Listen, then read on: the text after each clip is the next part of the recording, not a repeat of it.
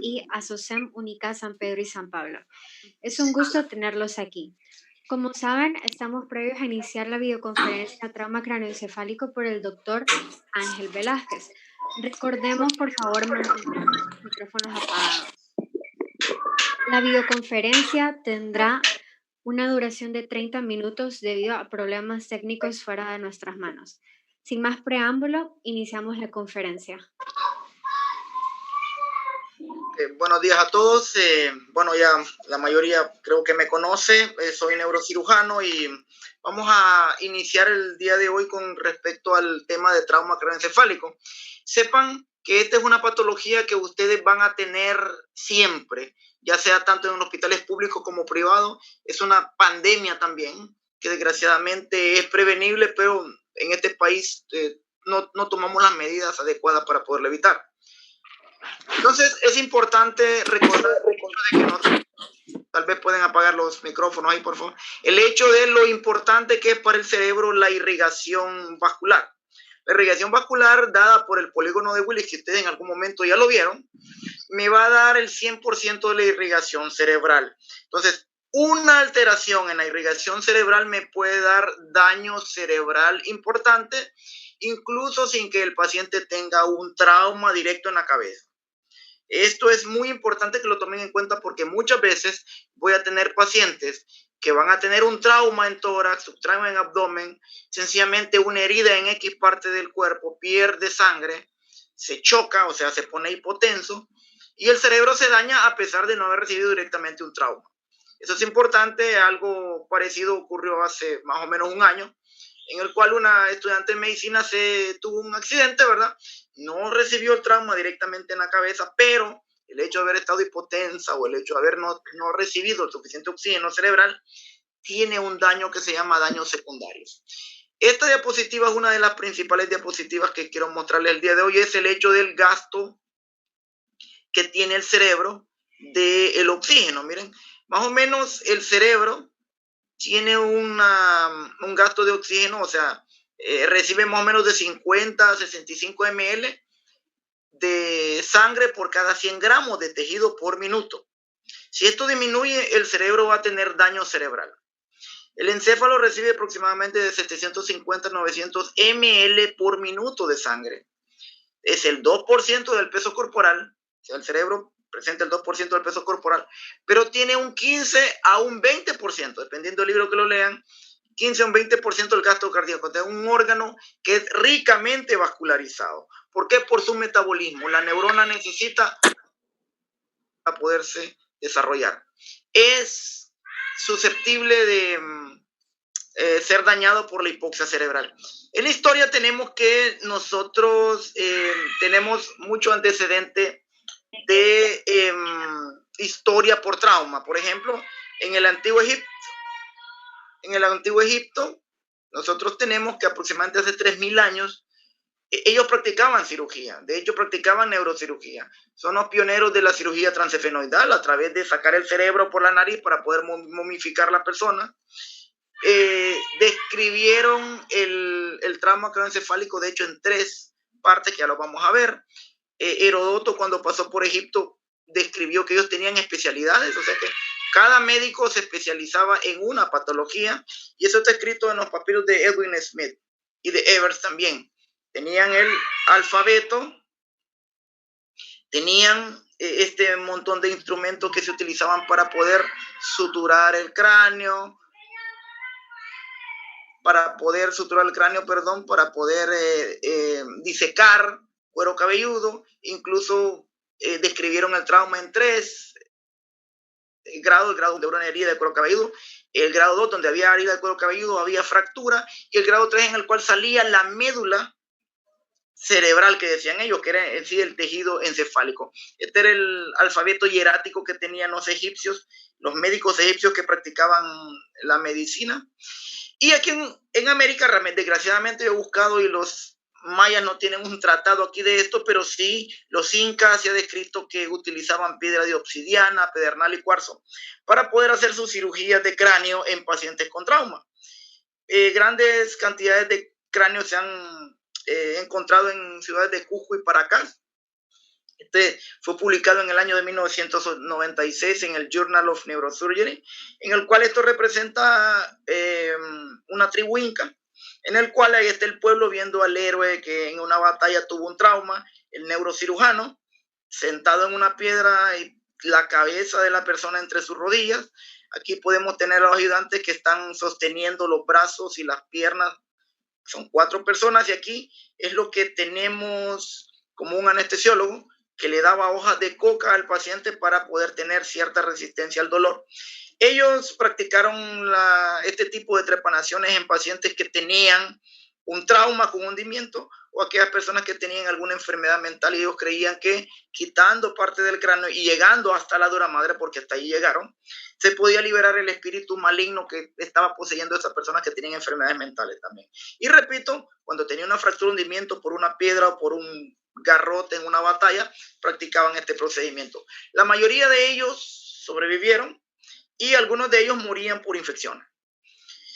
Ya entrando de lleno en el tema, el 34% de los pacientes politraumatizados severos van a fallecer antes de llegar al hospital. ¿Qué significa politraumatizado? Aquel paciente que tiene 2 sistemas afectados, ya sea sistema respiratorio, sistema cardiovascular, sistema osteomuscular, sistema nervioso central. Entonces, 2 o más es un paciente politraumatizado. Es importante saber que el 34% van a morir antes de llegar al hospital. Por lo tanto, hay que fortalecer la red de paramédicos. Cuando hablamos de severidad del trauma craneoencefálico, lo clasificamos de leve, moderado y severo, dependiendo del Glasgow que el paciente tenga al ingreso. ¿Qué significa el Glasgow? El Glasgow es una escala mundialmente conocida, no es la mejor, pero es la más conocida, en el cual me clasifica leve a un paciente que va a tener un Glasgow de 15 a 13, moderado un paciente que va a tener de 12 a 9 y 8, menos de 8 va a ser severo. Es importante porque esto me da pronóstico. Paciente con Glasgow trauma craneoencefálico severo, que sería 8 o menos de Glasgow, tiene un pronóstico malo. Es un paciente que hay que intubarlo inmediatamente para protegerle la vía aérea y es indicación de que entre a unidad de cuidado intensivo. Moderado es un paciente que puede estar manejado en cuidados intermedios y un paciente leve tiene un buen pronóstico, el trauma craneoencefálico leve tiene un buen pronóstico y puede ser manejado en una sala de emergencia normal. Importante la atención y la rapidez del desplazamiento y recordar siempre que un paciente con un trauma craneoencefálico no solamente va a tener trauma craneoencefálico en un 50 o un 60%, sino que va a tener otros sistemas dañados. Esta es otra transparencia, otra diapositiva que quiero que lo tomen muy en cuenta. Aquí tenemos nosotros lo que se llama lesión primaria y lesión secundaria. La lesión primaria es la lesión que el paciente va a tener después del trauma. Por ejemplo, una contusión, que aquí pueden verlo ustedes, un sangrado intracerebral, un hematoma subdural, por ejemplo, que aquí lo pueden ver, una hemorragia soranoidea, que ustedes lo ven para acá. De hecho, estos hematomas, este es el ventrículo derecho, este es el izquierdo, me está desplazando el tejido cerebral al otro lado. Ok, pero esto es una lesión primaria. Ustedes no pueden hacer nada por eso. Eso ya está establecido.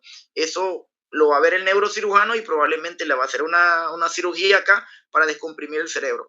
Pero la obligación que tiene o lo que tiene que hacer el médico que lo recibe en la emergencia o la persona del paramédico que lo agarra en la escena del accidente es esto: evitar el edema cerebral, evitar la hipoxia y la isquemia. ¿Cómo hacemos eso? Haciendo lo que se llama el ABC del trauma, que lo vamos a ver ahorita. Entonces, evitando la hipoxia, evitando la isquemia, evitando el edema, haciendo el ABC de trauma, yo voy a reducir la mortalidad en neurocirugía por trauma en un 50%.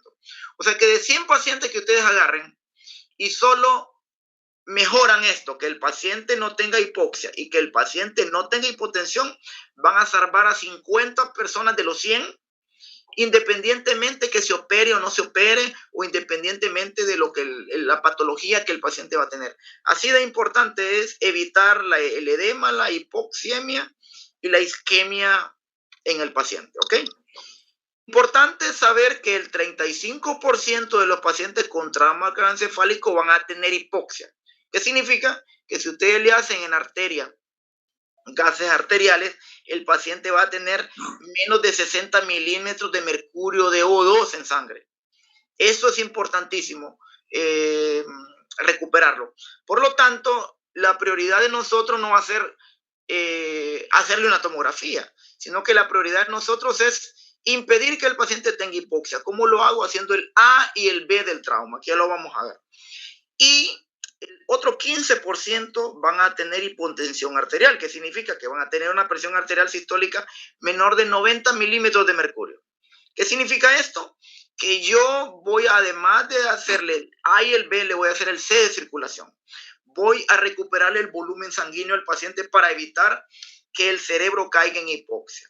Entonces, si yo evito que tenga un gas arterial en oxígeno bajo y evito que esté hipotenso, yo le voy a salvar la vida al 50% de los pacientes con trauma craneoencefálico. ¿Ok? Eso es un concepto importante. ¿Cómo evito esto? Haciendo lo que se llama el A, B y C del trauma. El A es la vía aérea, la airway. Entonces, cuando yo agarro al paciente, el paramédico lo mira, lo primero que va a hacer es ver que la vía aérea esté permeable. Ejemplo, el ejemplo que siempre les pongo en las clases. Había un paciente que se estaba columpiando, valga la redundancia, en un columpio, cayó, lo encuentran los familiares inconscientes, lo llevan al hospital. En el hospital se pelean porque tiene 13 años, el otro dice que tiene 12 y así, pediatría y cirugía se empiezan a pelear de quién es el paciente. Va a un servicio, después regresa al otro, pero la cuestión es que no se le revisa la vía aérea. En la vía aérea el niño lo que había tenido era un tazo. Se estaba comiendo un churro, se metió el tazo a la boca, el tazo le obstruyó la entrada aérea. Entonces tuvo hipoxia, se desmaya el niño y lo primero que tuvimos que hacer nosotros, desgraciadamente no se hizo, fue revisarle la A de la vía aérea. Si se hubiera revisado la A, el niño le hubiera entrado oxígeno, se hubiera oxigenado bien el cerebro y aunque no se golpeó el cerebro, ¿verdad? Pero como el tazo estaba obstruyendo la vía aérea, tuvo hipoxia y el niño entró en coma. Entonces, lo primero, repito, es A, vía aérea. Yo vengo, le reviso la vía aérea al paciente. Si está obstruida, la desobstruyo. 2. B de breathing, respiración. Si el paciente, una vez que la vía aérea está desobstruida y yo veo que el paciente no respira, necesito hacerlo respirar. ¿De qué forma? Le hiperextiendo el cuello, protegiéndole siempre el cuello por si tiene alguna lesión cervical, que ya lo vamos a ver, se le pone un collar cervical duro al paciente para protegerlo y le doy respiración boca a boca, le doy respiración con una mascarilla, le doy respiración con una mascarilla mano ambú, lo intubo, lo que tenga yo disponible a mis manos, pero necesito que el paciente respire. ¿Por qué? Porque va a haber hipoxia cerebral y eso va a matar al paciente aunque no se haya golpeado la cabeza. Por último, no por último, pero el siguiente sería C. C de circulación. ¿Para qué? Para evitar esto. Que el paciente tenga lo que se llama hipotensión. Hipotensión, ¿qué significa hipotensión? Recuerden, una presión arterial sistólica menor de 90. Entonces yo vengo, recibo al paciente, le veo que la vía aérea está obstruida, veo que el paciente está respirando y veo que el paciente tenga una buena presión arterial. Si el paciente está hipóxico, ¿cómo sé que está hipóxico? Le pongo un oxímetro de pulso sencillo y le tomo la presión. Y entonces yo voy a evitar que esto ocurra. Repito, si yo evito que esto ocurra, voy a disminuir la mortalidad por el trauma craneoencefálico con un 50%. Si no lo hago, si no logro resolver estos dos problemas, el paciente, desgraciadamente, ustedes vieron la circulación cerebral, es ricamente distribuida por el corazón, un 15, un 20% del gasto cardíaco, no se va a irrigar el cerebro y yo voy a tener lesión secundaria, edema, hipoxemia e isquemia. Una vez que yo resolví el ABC, que es lo más importante, voy a ver después el D, que se llama D, ya sería el déficit neurológico, que es lo que yo voy a valorar como neurocirujano. Repito, A, vía aérea. Vengo, abro la boca del paciente, le veo la tráquea. Si la entrada de la tráquea está obstruida por la prótesis dentaria del paciente, se la saco. Si tiene vidrio o algún objeto extraño, fragmentos de hueso, lo que sea, se lo saco. B, hago respirar al paciente, ya sea con un ambú con mascarilla, o lo intubo y C de circulación. El paciente tipo tenso le pongo líquidos, ya sea un Hartmann, le pongo solución salina, no utilizamos sueros glucosados en trauma, le podemos de hecho solicitar sangre, porque el paciente puede ser que esté perdiendo grandes cantidades de sangre por la hipotensión. Una vez que ya hice todo esto y lo estabilicé, entonces yo puedo ver el déficit neurológico, que es la D, y ver un examen visual rápido. Por ejemplo, evidencia de fractura de base de cráneo. ¿Qué significa? Ojos de mapache. Ustedes van a ver morado aquí, acá abajo del paciente, como un mapache en ambos ojos o en un solo ojo. Signo de Battle, que es una equimosis retroauricular que va a tener el paciente acá, y eso me dice que el paciente tiene fracturas de base de cráneo. Otorraquia, salida de líquido cefalorraquídeo por el oído. Rinorraquia, salida de líquido cefalorraquídeo por la nariz. Hemotímpano, otorraquia. También ver deformidades faciales. Las deformidades faciales me pueden dar lo que se llama, me pueden indicar, perdón, lo que se llaman fracturas de Lefort, que son fracturas de Cada. La grado 1 es una fractura que viene aquí por lo que es el maxilar superior. Lefort grado 2 es aquella, miren, que pasa sobre el maxilar superior, aquí entre los huesos malares, y la Lefort grado 3, que ya es una disyunción craniofacial, que significa que yo tengo una separación de la cara y el cráneo. Además de eso, puedo ver si tiene, con la palpación, si tiene fracturas nasales del anillo ocular, maxilares, si tiene edema periorbitario, proptosis, o sea que el ojo está un poco más salido que el otro. Puede algunas veces hacerse auscultación craneal para ver si hay alguna disección, en este caso de cuello, carotidia o en cráneo. Importantísimo, recuerdan que al inicio vimos que el paciente, cuando lo sacan, lleva su collar cervical. ¿Por qué? Porque la columna cervical es la columna más móvil de todo el cuerpo. Y entonces es la que más se va a dañar en un trauma. Ustedes pueden ver aquí una radiografía en la cual el paciente tiene la primera vértebra, segunda, tercera, cuarta, quinta, sexta y la séptima aquí. Aquí, cuando hay una radiografía de columna, hago lo que se llama el ABC, que significa el A de alineamiento. Miren, aquí las vértebras van alineadas, quinta vértebra, sexta vértebra, pero ya la séptima ya no está alineada. Miren, este borde posterior está acá para acá atrás y por aquí viene la médula espinal. Entonces, es importante proteger el cuello cuando yo voy a movilizar al paciente. Así como está este paciente aquí, que viene con un cuello rígido, se va a poner en una camilla rígida y aquí tienen una especie como de fajillas para fijar el paciente a la camilla y que no se me vaya moviendo. Entonces, aquí miren, el alineamiento está afectado. Entonces, esta séptima vértebra se luxó hacia atrás y me dañó la médula espinal. Si yo no lo fijo, esta vértebra va a seguir moviéndose, va a hacer mayor daño o, más importante, muchas veces, a pesar de que se luxó, acuérdense que hay líquido cefalorraquídeo, el canal raquídeo cervical es más ancho, y entonces algunas veces, aunque tenga esta luxofractura, no hay daño cervical. Pero si nosotros no lo inmovilizamos y lo vamos moviendo sin ningún cuidado, esta luxofractura se puede mover y dañarme la médula que inicialmente no estaba dañada. Por eso es importante la inmovilización cervical con un collar cervical. Y por último, pues vamos a ver nosotros, ¿verdad? Ya específicamente qué tiene en abdomen, es doloroso el abdomen, tiene alguna estigma de trauma en abdomen, tórax lo mismo, ocultación, percusión de tórax, el examen físico del tórax en sí, y vamos a ver fracturas de hueso largo, porque es importante. Fémur, por ejemplo, fractura de fémur me puede dar una hemorragia de unos 1.5 a 2 litros cada fractura de fémur. Si un paciente tiene 2 fémur fracturados, estamos hablando de 3.000 a 4.000 ml de sangrado en ambos. La pelvis igual, la pelvis puede sangrar mucho y me puede chocar al paciente. Entonces es importante tomar en cuenta esas cosas. ¿Por qué? Porque a pesar de que el paciente no se haya golpeado la cabeza, pero si tiene esas lesiones, si tiene esa pérdida sanguínea, por ejemplo, puede tener lesión secundaria. Entonces, por eso nosotros, en este caso, trataríamos el C, en el caso de las fracturas, y si está obstruida la vía aérea, no está respirando el paciente, va a tener lesión secundaria por hipoxia. Entonces, miren, estas son imágenes que nosotros tenemos a diario aquí en San Pedro Sula por personas que irresponsablemente andan alcoholizadas, andan a alta velocidad, no respetan las vías de tránsito.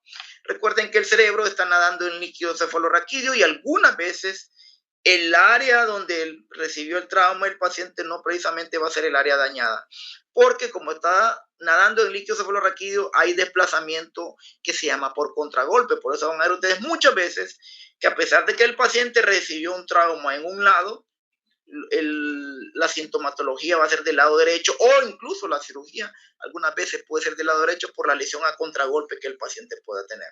Esta es una imagen antigua que tengo yo, donde tengo un lóbulo temporal a un lado, lóbulo temporal al otro lado, y aquí está el mesencéfalo. Miren, un proyectil atravesó todo. Temporal, mesencéfalo y temporal otro. Obviamente, este es un paciente fallecido, ¿verdad? Y responsabilidad en tránsito. Ustedes pueden ver acá, esto es lo que antes era el bulevar de la UTH, donde antes era una sola vía, no había un bulevar con dos vías. Y aquí pueden ver ustedes un bebé que se transporta en un carrito de bebés, ¿verdad? En la paila de un carro. Anteriormente hablamos de la clasificación del Glasgow. Recuerden que el Glasgow tiene 3 parámetros. Uno, la apertura ocular que el paciente pueda tener. Si el paciente está con los ojos abiertos, cuando ustedes lleguen, le van a dar 4 puntos. Si el paciente solo abre los ojos, cuando ustedes le abran, va a tener 3 puntos. Si el paciente solo abre los ojos cuando ustedes le provocan dolor, tiene 2 puntos. Y si le provocan dolor y no abre los ojos, tiene 1 punto. El habla, la respuesta verbal. El paciente está orientado. Señor, ¿en qué año estamos? El 2020, doctor. ¿Quién es el presidente de la República? Tal y tal. Desorientado. Señor, ¿en qué año estamos? Estamos en el 2010, doctor. Miren, ya tiene 1 punto menos. Respuesta inapropiada. Le responde algo que no tiene nada que ver con lo que le preguntan. Respuesta ininteligible significa que solo hace ruido. Ustedes no distinguen palabras.